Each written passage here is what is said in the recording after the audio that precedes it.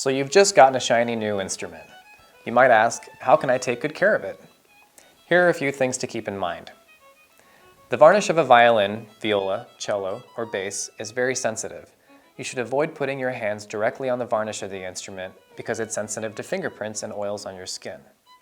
Try to avoid unnecessary contact with the instrument surface whenever possible. Of course, you do need to hold your instrument, so here are a few ways you can do this. First, you can hold your instrument at the neck. The neck of the instrument does not have varnish for this very reason. You can also hold your violin or viola at the base, here at the chin rest, or in rest position, which means holding your violin or viola at your right side, using your right arm to support and stabilize it.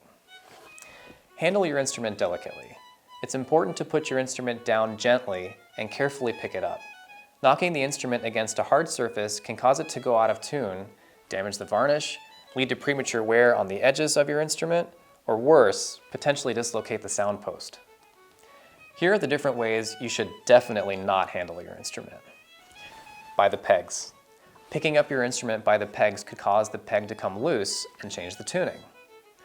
As I mentioned before, don't let your fingers come in contact with the varnish.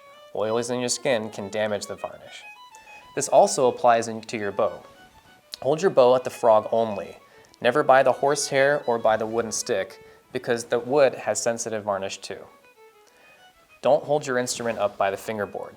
The fingerboard is glued onto the neck and could come off if you do this too often. Don't pick up your instrument by the shoulder rest.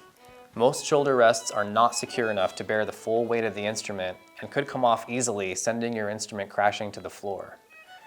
When you're putting your instrument down, don't set it down on the bridge. This puts unnecessary strain on the bridge, which is delicate wood. Also, when you play your instrument, make sure you don't damage it with jewelry, buttons, or zippers. This means you should check to see if your shirt's buttons are hitting the instrument. You should also make sure that the metal clasp on your watch band doesn't scratch your instrument.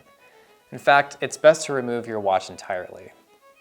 For women who play the violin or viola, be careful with long dangling earrings in your left ear.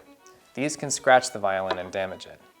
A friend of mine solves this problem by placing both earrings in her right ear while she's playing. Let's talk about handling your instrument while it's stored in its case. When packing up your instrument, start with loose objects such as nail clippers, practice mutes, rosin, things that could potentially scratch your instrument, and place them inside a compartment.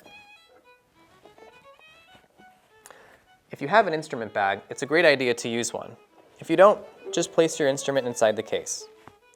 Once it's in, it's extremely important to make sure that the strap is secure. This will prevent your instrument from shifting around while it's being moved or from falling out of an unlatched case. Then we're going to put our blanket on. When packing up your bow, be sure to loosen the hair before you put it away.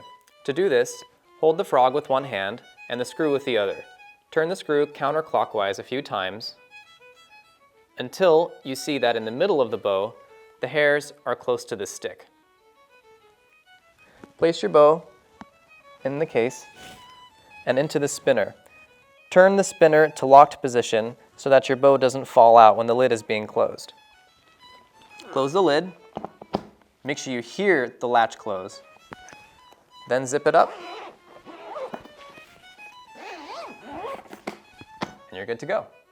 If you have any questions about instrument care and maintenance, please post them below in the comments section. Thanks for watching.